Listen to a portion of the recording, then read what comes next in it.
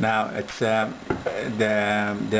FP7 project I'm involved in is climate change and global trade in vegetables with uncompromising food sovereignty.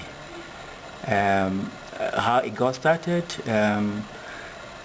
we met at a conference in Aberdeen where we met a Belgian scientist who is also the coordinator of the project.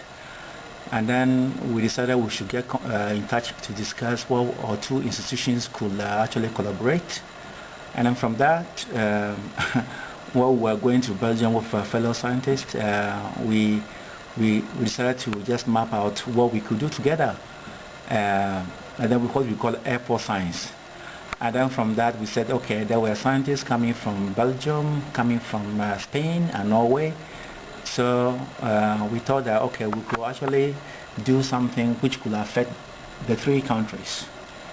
And then in the course of the discussions within the three countries, where we're involving physiology of plants, vegetables that are being grown and traded, and then the climatic conditions that can affect them. Then we thought that Norway, in the northern regions, have a different climatic zone, where Brussels, Belgium could have a different climatic zone, and Spain another one. So if there's any change, we should be able to be focusing on that. And then we came also to the idea that with climate change, more focus will be focused on developing countries, where maybe a lot of products will be sourced out to developing countries. And then we came with the concept of food sovereignty, where we wanted to discuss the ethical implications of the third countries exporting their produce to rich European countries where they themselves do not have enough to eat. So that's how the project started, and then we wrote the whole project around that. How do you relate with your Ghanaian colleagues? There are no Ghanaians involved in this particular project because I live and work in Norway. So the project was designed basically around these three main countries, Belgium, Spain and Norway. But then we have some ACP countries like India, South Africa, Egypt, Brazil, and then there are some from Thailand as well.